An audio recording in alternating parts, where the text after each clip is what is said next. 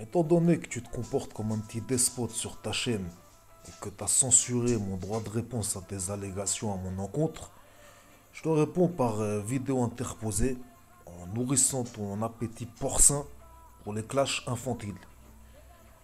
Donc, quand tu te permets de parler sur Israël et les juifs chaque jour, alors que toi t'es ni juive ni israélienne, et que tu oses à moi me demander, qui moi je suis juif israélien de naissance, de pas parler d'Israël, mais t'as vraiment atteint des summums en termes de fourberie, ma pauvre. Je sais pas si c'est dû à ton orgueil démesuré, mais sérieusement, tu te prends encore pour la générale des armées ou quoi? Moi je pensais que cette époque était révolue. D'autant plus qu'on t'entend jamais parler de ton propre gouvernement marocain à toi. Donc je trouve que c'est totalement hypocrite que tu jactes autant sur mon pays que tu connais ni d'Ève ni d'Adam, alors qu'on t'entend jamais parler de ton propre pays à toi. Donc ensuite, ça fait déjà un an que moi je t'avais demandé de bien vouloir dénoncer la situation qui est gravissime des musulmans en Chine.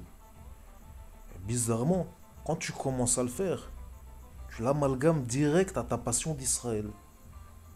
Et t'as fait exactement pareil quand moi je t'avais demandé c'est quoi ta position concernant les très récents massacres du régime iranien envers ses manifestants, envers sa propre population. Tu m'as répondu quoi? Tu m'as répondu que tu condamnes le gouvernement d'Israël. Israël, c'est pire qu'une passion chez toi en fait. C'est-à-dire, c'est carrément ta raison de vivre à toi. On peut te parler de n'importe quel sujet et à qu'Israël qui t'intéresse.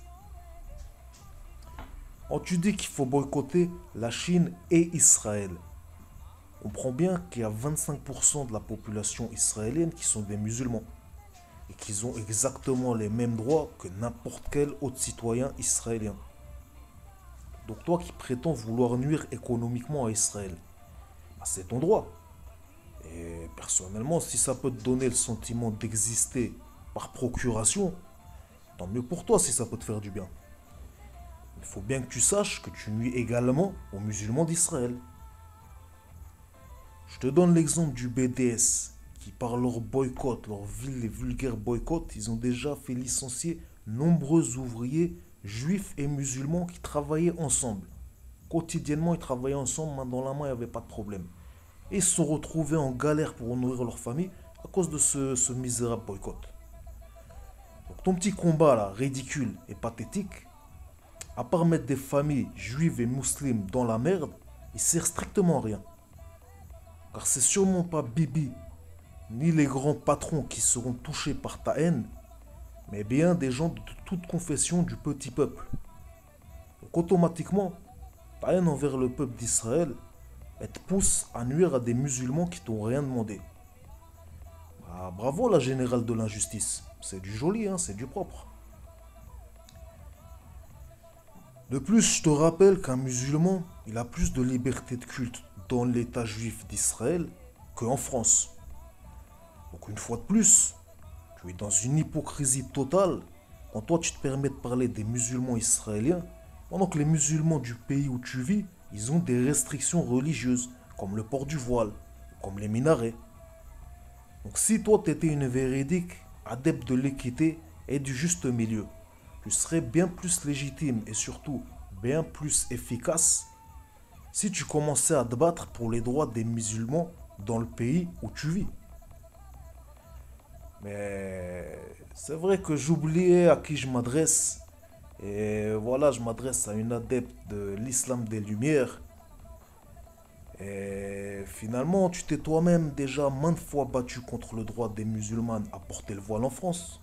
Et tu t'es toi-même offusqué contre les lieux de culte musulmans qui remplacent les églises qui sont, elles, désertées.